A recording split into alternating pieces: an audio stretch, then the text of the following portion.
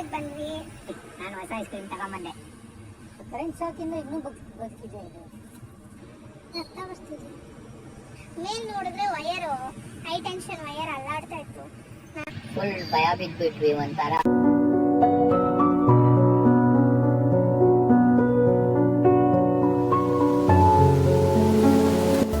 Miss ಮಾಡ್ದೆ ನೋಡಿ ಇದು ಕನ್ನಡದ ಜೋಡಿ. ಹಾಯ್ ಫ್ರೆಂಡ್ಸ್, ಇದು ಸುಬ್ಬ ಎಲ್ಲಿ ಅಂತ ನೋಡ್ತಾ ಇದ್ದೀರಾ? ಸುಬ್ಬ ಐಸ್ ಕ್ರೀಮ್ ತರಕ್ ಹೋಗಿದ್ದಾನೆ. ಇಬ್ರು ವಾಕಿಂಗ್ಗೆ ಅಂತ ಪಾರ್ಕಿಗೆ ಬಂದ್ವಿ. ಸ್ವಲ್ಪ ಡಿಸ್ಟರ್ಬೆನ್ಸ್ ಇರುತ್ತೆ, ಏನು ಅನ್ಕೋಬೇಡಿ, ಅಡ್ಜಸ್ಟ್ ಮಾಡ್ಕೊಳ್ಳಿ. ಜೆಪ್ಟೋದಲ್ಲಿ ಆರ್ಡರ್ ಮಾಡಿದ್ವಿ. ಅದು ಹೊಸ ಐಸ್ ಕ್ರೀಮ್ ಬಂತ. ಜೆಪ್ಟೋದವ್ರು ಎಲ್ಲಿದ್ದಾರೆ ಅಂತ ಗೊತ್ತಿಲ್ಲ, ಹುಡ್ಕೊಂಡು ಹೋಗಿದ್ದಾನೆ. ಐಸ್ ಕ್ರೀಮ್ ಯಾವಾಗ ಬಂದು ಸೇರುತ್ತೋ ಕೈಗೆ ಗೊತ್ತಿಲ್ಲ. ಸುಬ್ಬ ಬಂದ್ಮೇಲೆ ಬ್ಲಾಗ್ ಕಂಟಿನ್ಯೂ ಮಾಡ್ತೀನಿ. ಹಲೋ ಫ್ರೆಂಡ್ಸ್, ನಾನು ಸುಬ್ಬ. ನೋಡಿ, ನಾನು ಹೊಸ ಐಸ್ ಕ್ರೀಮ್ ತಗೊಂಬಂದೆ. ಇದು ನಾನು ಫಸ್ಟ್ ಟೈಮ್ ಟ್ರೈ ಮಾಡ್ತಿರೋದು. ಆಲ್ರೆಡಿ ಇವಳು ತಿಂದಿದ್ಲು, ಇವಾಗ ನಂಗೋಸ್ಕರ ತರಿಸಿದ್ದಾಳೆ. ಕೊಕ್ಕೋ ಐಸ್ ಕ್ರೀಮ್ ಅಂತ. ನೀವು ಏನಾದರೂ ಟ್ರೈ ಮಾಡಿದ್ರೆ ಕಮೆಂಟ್ ಮಾಡಿ. ಫ್ರೆಂಡ್ಸ್, ಅನ್ಪ್ಯಾಕಿಂಗ್ ಮಾಡ್ತಾ ಇದ್ದೀವಿ. ಹೊಸ ಐಸ್ ಕ್ರೀಮ್ ಬನ್ನಿ ತಿನ್ನೋಣ ಫ್ರೆಂಡ್ಸ್. ವಾವ್, ನಾನಂತೂ ಇದೇ ಫಸ್ಟ್ ಟೈಮ್ ತಿಂತಾ ಇದ್ದೀನಿ ಈ ಥರದ ಐಸ್ ಕ್ರೀಮ್ನ.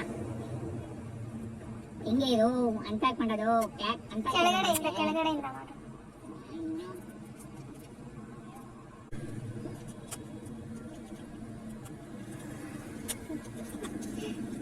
ಪ್ಯಾಕಿಂಗ್ ಮಾತ್ರ ಸಕ್ಕತ್ತಾಗಿದೆ ಇದ್ರದ್ದು. ಐಸ್ ಕ್ರೀಮು ಸಕ್ಕತ್ತಾಗಿದೆ ಟೇಸ್ಟು. ಯಾರಾದ್ರೂ ಟ್ರೈ ಮಾಡಿದ್ದೀರಾ ಹೇಳಿ. ನಮ್ ಸುಬ್ಬ ಫಸ್ಟ್ ಟೈಮ್ ಟ್ರೈ ಮಾಡ್ತಿದ್ದಾನೆ. ಹೇಗಮ್ಮ ಇದೆ? ನೀವು ಟ್ರೈ ಮಾಡಿದ್ರೆ ಕಮೆಂಟ್ ಮಾಡಿ, ಅಥವಾ ನಮ್ಮ ವಿಡಿಯೋ ನೋಡಾದ್ಮೇಲೆ ಟ್ರೈ ಮಾಡ್ಬಿಟ್ಟು ಕಮೆಂಟ್ ಮಾಡಿ. ಶಾಪಲ್ಲಿ ಸಿಗುತ್ತಾ ಗೊತ್ತಿಲ್ಲ, ಜೆಪ್ಟೋದಲ್ಲಿ ಸಿಗುತ್ತೆ. ಕೊಕ್ಕೋ ಐಸ್ ಕ್ರೀಮ್ ಪ್ರಮೋಷನ್ ಅಂತೂ ಅಲ್ಲ, ಚೆನ್ನಾಗಿದೆ ಅಂತ ಹೇಳ್ತಾ ಇದೀವಿ ಅಷ್ಟೇ. Ice cream. ಸೊ ಇದರಲ್ಲಿ 2 ಫ್ಲೇವರ್ಸ್ ಇದೆ. ಇದು ಹ್ಯಾಸಲ್ ನೆಟ್ದು ಅಂಡ್ ಸುಬ್ಬ ತಿಂತಿರೋದು ಕುಕ್ಕೀಸ್ ಅಂಡ್ ಕ್ರೀಮು. 2 ಸಖತ್ತಾಗಿದೆ. ಚೇಸ್ ಅದ ತಿನ್ಬಿಟ್ಟು ಚೇಸ್ ಮಾಡ್ತಿದ್ದಾನೆ. ಇನ್ನೂ ಅವಸರ ಇತ್ತು. ಇನ್ನು ಅವಸರ ಅಂತ ಹಂಗೆ. ಸರಿ, ಡಿಸ್ಟರ್ಬ್ ಮಾಡೋದ್ ಬೇಡ. ಬರ್ತಾ ಇದೆ. ನಮಗೆ ಕಾಣಲ್ಲ ಇದ್ರಲ್ಲಿ. ಓಕೆ, ತಿನ್ಮೇಲೆ ಸಿಗ್ತೀವಿ. ಬಾಯ್. ಏನಿದು ಅದ್ಭುತನ ಅದ್ದಲೆ ಹತ್ತಿಂಗಿರಲ್ಲಮ್ಮ. ಕರೆಂಟ್ ಶಾಕಿಂದ ಇನ್ನೂ ಬದುಕಿದೆ ಇದು. ಡಕ್ ತರ ಇದೆ ಅದು. ಡಕ್ ಅಲ್ಲಿಗೆ ಏನಕ್ಕೆ ಹೋಗುತ್ತಲೇ? ಡಕ್ಕಲ್ಲ ಅದು. ಕಾಲ್ ನೋಡು.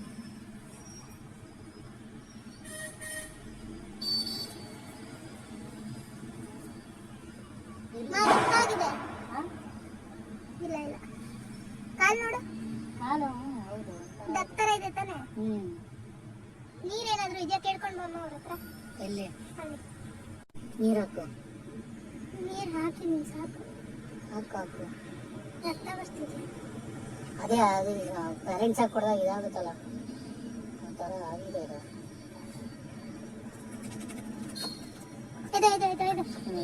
ಇವಾಗ ಹಾಕು, ನೀರು ಹಾಕು ಎದ್ದಾಯ್ತು.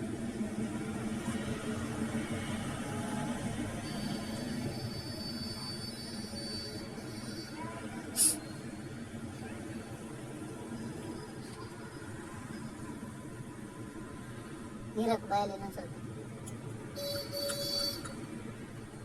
ನೀರು ಕುಡಿತಾನೆ. ಹಾಕು. ತಗೋ. ಅದೇ ಬಂತು ಬಿಡು, ನೀರು ಬೇಕು ಅಂತ. ಆಡ ಇದೆ ಅಲ್ಲಿ. ಹೋಗುತ್ತೆ, ವಾಂತಿ ಮಾಡ್ತಮ್ಮ.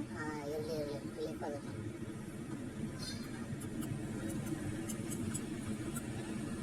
ಇನ್ನ ಬೇಕು ಅಂದ್ರೆ ಕುಡಿತದೆ. ಏನ್ ಮಾಡಿ ನೀರು ಹಿಡ್ಕೊಂಡು ನೀನು ಕುಡಿತದ ನಿನ್ ಕೈ. ನೀರು ಎದ್ರುಕೊಂಡದೆ ಅದು. ಇಲ್ಲ, ಅದು ಹಂಗೆ ತಗೊಮ್ಮ. ಉಸಿರಾಡ್ತಿರೋದಲ್ಲ, ಅದು ಎದ್ರುಕೊಂಡಿದೆ.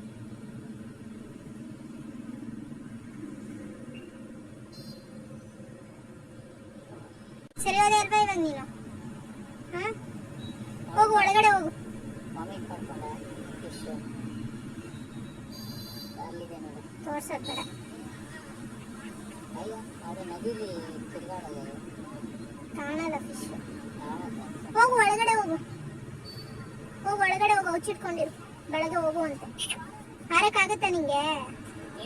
ನಾವು ಪಾರ್ಕಲ್ಲಿ ಬಂದು ಕೂತಿದ್ವಿ, ಸಡನ್ ಆಗಿ ಏನೋ ಬಂದು ಬಿದ್ದಂಗೆ ಆಯ್ತು ಕೆಳಗಡೆ ಗ್ರಾಸ್ ಹತ್ರ. ಮೇಲ್ ನೋಡಿದ್ರೆ ವಯರು, ಹೈ ಟೆನ್ಷನ್ ವಯರ್ ಅಲ್ಲಾಡ್ತಾ ಇತ್ತು. ನಾವೆಲ್ಲೋ ವಯರ್ ಬಿದ್ದೋಗುತ್ತೆ ಅನ್ಕೊಂಡು ಓಡೋಗಕ್ಕೆ ಫುಲ್ ಭಯ ಬಿದ್ಬಿಟ್ವಿ. ಒಂಥರ ಏನು ಅಂತಂದ್ರೆ ತುಪ್ಪ ಅಂತ ಕೆಳಗಡೆ ಅದು ಹಕ್ಕಿ ಬಿದ್ದಿದ್ದು ನಾವು ನೋಡ್ಲಿಲ್ಲ ಸ್ಟಾರ್ಟಿಂಗ್. ಆದ್ರೆ ಮಾತ್ರ ವಯರ್ ಎಲ್ಲ ಆಡ್ತಿರೋದ್ರ ಮಾತ್ರ ನೋಡ್ಬಿಟ್ವಿ. ಫುಲ್ ಭಯ ಅನಿಸ್ಬಿಡ್ತು ಅಲ್ವಾ? ಅಯ್ಯೋ. ಆಮೇಲೆ ಅದು ಹಕ್ಕಿ ಬಿದ್ದಿರೋದಂತೂ ಕನ್ಫರ್ಮೇ ಇರ್ಲಿಲ್ಲ ನಮ್ಗೆ. ಸುದ್ದಿ ನೋಡಿದ್ದು ಹಕ್ಕಿ ಅಲ್ಲಿ ಬಿದ್ದು ಅಳ್ಳಾಡ್ತಿತ್ತು, ಅದನ್ನ ಕತ್ಲಲ್ಲಿ ಕಾಣಿಸಿಲ್ಲ.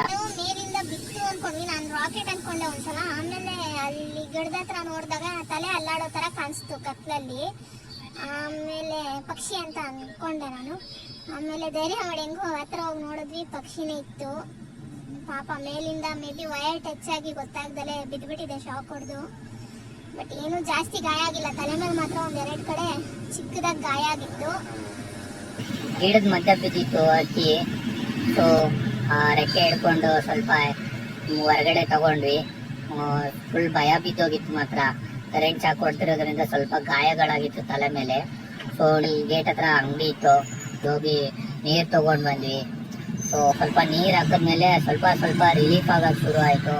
ಆಮೇಲೆ ಫಸ್ಟ್ ತಲೆನೂ ಅಲ್ಲಾಡ್ತಿರ್ಲಿಲ್ಲ ಅದು. ಸೊ ಆಮೇಲೆ ಮತ್ತೆ ಏಟಾಗಿದ್ದಕ್ಕೆ ಎರಡಕ್ಕೂ ಎದುರ್ಕೊಂಡ್ಬಿಟ್ಟಿತ್ತು. ಸ್ವಲ್ಪ ಏಟ್ ಮಾತ್ರ ಸರಿಯಾಗಿತ್ತು, ಕರೆಂಟ್ ಶಾಕ್ ಆಗಿರೋದಕ್ಕೂ ಮತ್ತೆ ಕೆಳಗಡೆ ಬಿದ್ದಿರೋದಕ್ಕೂ. ಅಷ್ಟೇ ಇಲ್ಲ, ತಲೆ ಹತ್ರ ಸ್ವಲ್ಪ. ಹೌದು. ಓ ಆಮೇಲೆ ನೀರು ಆಯ್ತು. ಅದೇ ಕೇಳಿ ಕುಡಿತು, ವಾಂತಿ ಮಾಡ್ಬಿಟ್ಟು ಡೈರೆಕ್ಟ್. ಸೊ ತಲೆ ಮೇಲೆಲ್ಲ ಸ್ವಲ್ಪ ನೀರ್ ಹಾಕಿದ್ವಿ, ಸ್ವಲ್ಪ ಎಚ್ಚರಿಕೆ ಆಗ್ಲಿ, ಸ್ವಲ್ಪ ಭಯ ಹೋಗ್ಲಿ. ಆಮೇಲೆ ಹೋಗ್ತಾ ಹೋಗ್ತಾ ಸ್ವಲ್ಪ ಹೊತ್ತಾದ್ಮೇಲೆ ನೀರೇ ವಾಮಿಟ್ ಮಾಡ್ಬಿಡ್ತು. ಅವಾಗ ಸ್ವಲ್ಪ ರಿಲೀಫ್ ಆಯ್ತು. ಆಮೇಲೆ ಅವಾಗ ಫಿಶ್ ವಾಮಿಟ್ ಮಾಡ್ತು, ಅವಾಗ್ಲೇ ಗೊತ್ತಾಯ್ತು ಇದು ಫಿಶ್. ಗೂಗಲ್ ಮಾಡಿ ನೋಡ್ದೆ, ಫೋಟೋ ಹಿಡ್ಬಿಟ್ಟು. ಓ ನಮ್ಕಿನ ಒಂದ್ ಸ್ಟೆಪ್ ಮೇಲೆ ಫೋಟೋ ಹಿಡ್ಬಿಟ್ಟು ನೋಡ್ದೆ. ಅವಾಗ ಏನೋ ಹೆಸರು ಹೇಳ್ತು, ಮರ್ತೋಡೆ. ಏನದು? ಯಾವ್ದು ನಾ ಹಾಕ್ತೀನಿ ಒಂದ್ ಫೋಟೋ ಅದ್ರದ್ದು, ನೋಡಿ. ಹಾ ಆದ್ರೆ ಮಾತ್ರ ಫಾರ್ ದ ಫಸ್ಟ್ ಟೈಮ್ ನೋಡಿರೋದು ನಾನಂತೂ ಅಕ್ಕಿನ. ನೀನು ನದಿ ಹತ್ರ ಎಲ್ಲ ನೋಡಿರ್ತೀಯ, ಬಟ್ ಗೊತ್ತಾಗಿರಲ್ಲ ಅಷ್ಟೇ. ಇವಾಗ ಹತ್ರದಿಂದ ನೋಡಿದ್ವಲ್ಲ, ಸ್ವಲ್ಪ ಡಿಫ್ರೆಂಟ್ ಆಗಿ ಅನ್ಸುತ್ತೆ. ಏನೂ ಆಗಿಲ್ಲ, ಚೆನ್ನಾಗಿದೆ. ಬಟ್ ಆದ್ರೂ ಮಾರೋ ತರ ಆಗ್ಬೇಕದು. ಮುಂಚೆ ಹೆಂಗಾಡ್ತಿತ್ತು ಹಂಗಾರಿ ಎಲ್ಲೋ ಒಂದ್ ಕಡೆ ಅದು ಸೇಫ್ ಆಗಿ ಇರೋ ತರ ಆದ್ರೆ ಸಾಕು. ಅವಾಗ ಅಲ್ಲಿ ತನಕ ಏನ್ ಮಾಡ್ಬೇಕು ನಮಗೂ ಗೊತ್ತಿಲ್ಲ. ಅದು ತಗೊಂಡೋಗೋ ತರ ಪಕ್ಷಿನೂ ಅಲ್ಲ, ತುಂಬಾ ದೊಡ್ಡ ಪಕ್ಷಿ ಅದು, ನೀವೇ ನೋಡಿರ್ತೀರಾ. ಸೊ ಇವಾಗ ಹೋಗಿ ಒಂದ್ ಮೂಲೆ ಕೂತಿದೆ ಅದು. ಇವಾಗ ನಾವೇ ಹತ್ರ ಹೋದ್ರೆ ಎದ್ರುಕೊಂಡು ಓಡೋಗ್ತಿದೆ. ಸೊ ಭಯ ಬಿದ್ದಾಗ ಏನ್ ಎದ್ರುಕೊಂಡಿಲ್ಲ. ಸೊ ಆರಾಮಾಗಿ ಹೆಲ್ಪ್ ಮಾಡಿಸ್ಕೊಂತು. ರಿಲೀಫ್ ಆದ್ಮೇಲೆ ನಮ್ಮನ್ನೇ ನೋಡಿ ಭಯ ಬೀಳ್ತಾ ಇತ್ತು. ಸೊ ನಡ್ದಾಡಕ್ಕೆಲ್ಲ ಶುರು ಆಯ್ತು. ಸಖತ್ ಖುಷಿ ಆಯ್ತು ನಮ್ಗೆ. ಫುಲ್ ಭಯ ಬಿದ್ದಿದೆ ಅದು. ಸೊ ಇರ್ಲಿ ಅಲ್ಲೇ ಆಕ್ಚುಲಿ. ಸೊ ತುಂಬಾ ಭಯ ಬಿದ್ದಿದೆ. ಸೊ ಹೊರಗಡೆ ಹೋಗ್ಬಾರ್ದು, ಇಲ್ಲೇ ಇರ್ಲಿ, ಇಲ್ಲ ಅಂತಂದ್ರೆ ಅದಕ್ಕೆ ಪ್ರಾಬ್ಲಮ್ ಆಗ್ಬಿಡುತ್ತೆ. ಸೊ ನಾಯಿಗಳು ಇರ್ಲಿ ಅದು ಹೊರಗಡೆ ಹೋಗಲ್ಲ ಅದು. ಅಲ್ಲಿ ಏನಾದ್ರು ಹಾವುಗಳಿದ್ರೆ ಪ್ರಾಬ್ಲಮ್ ಆಗುತ್ತೆ. ಬಿಡು ಅದು ಫುಲ್ ಭಯ ಬಿದ್ದಿದೆ. ಅಲ್ಲೇ ಇರ್ಲಿ, ಅಲ್ಲೇನು ಒಳಗಡೆ ಹೋಗ್ಲಿಲ್ಲ ಅಂದ್ರೆ ಬಿಡು, ಕೆಳಗಡೆ ಬಿತ್ತು ಬಿಡು, ಅಲ್ಲೇ ಇರ್ಲಿ, ಹೊರಗಡೆ ಹೋಗಕ್ಕಾಗಲ್ಲ ಇವಾಗ. ಸೊ ನಾ ಹೊಂಟ್ವಿ ಮನೆ ಕಡೆ. ಬರಲ್ವೇನಾ ಮನೆಗೆ? ಸಬ್ಸ್ಕ್ರೈಬ್ ಟು ಡಿಫ್ರೆಂಟ್ ಆಗಿರ್ಲಿ. ನಮ್ಮ ನೆಕ್ಸ್ಟ್ ವ್ಲಾಗ್ ಅಥವಾ ಕಂಟೆಂಟ್ ನಲ್ಲಿ ಸಿಗೋಗಂಟ ಬಾಯ್ ಬಾಯ್. Take care.